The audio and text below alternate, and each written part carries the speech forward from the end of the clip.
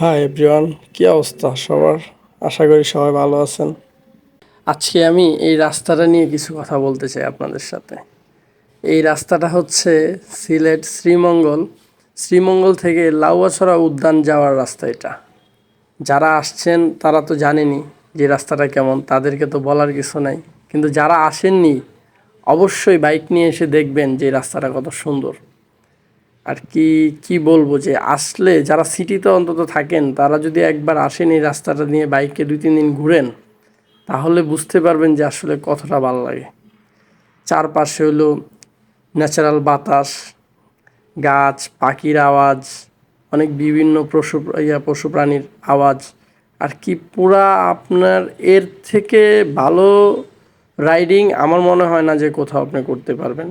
জানি না, আসলে আমি তেমন জায়গায় ঘুরতে পারি না, কারণ আমরা হচ্ছি মধ্যবিত্ত পরিবারের ছেলে সন্তান, তো আর কি ঘুরতে পারাটা আমাদের জন্য এক ধরনের বিলাসিতা বললেই চলে। কারণ অনেক সময় দেখা যায় যে টাকা টাইম দুইটাই মিলানো যায়, কিন্তু পরিবার থেকে পারমিশন মিলানো যায় না, পরিবার পারমিশন দেয় না। আবার দেখা যায় পরিবার থেকে পারমিশন নিলেও টাকা টাইম হয় না, মিলানো যায় না। সেটা হয়তো যারা মধ্যবিত্ত পরিবারে বড় হয়েছেন বা হইতেছেন তারা ভালো বলতে পারবেন।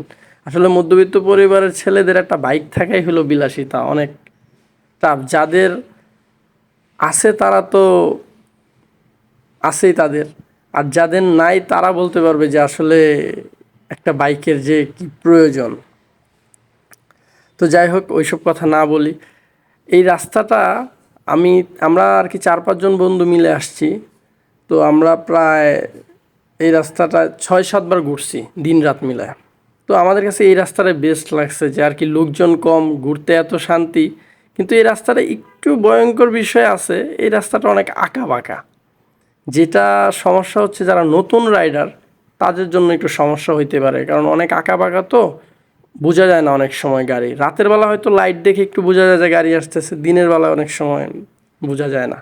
তো আপনারা যারা আসবেন নতুন, তো আশা করি সবাই একটু সেফলি রাইডিং করবেন। আর এই রাস্তায় অন্তত জোরে বাইক চালাবেন না, সাবধানে বাইক চালাবেন, দেখবেন অনেক ভালো লাগবে।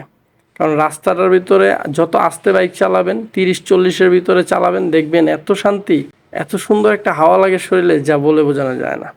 আর এই রাস্তায় চলতে চলতে হঠাৎ একটা কফি শপ পেয়ে যাবেন। এখানে ভাই ব্রাদার মিলে আড্ডা দেওয়ার একটা এত সুন্দর প্লেস। অবশ্যই এখানে আড্ডা দিবেন, আসলে অনেক ভালো সময় কাটবে আশা করি। তো এই ভিডিওটা আমার অনেক বড় হয়ে যাচ্ছে, তো আর বড় করতে চাই না, আর পেছাল পাড়তে চাই না। তো সবাই ভালো থাকবেন, দোয়া করবেন। আল্লাহ হাফেজ।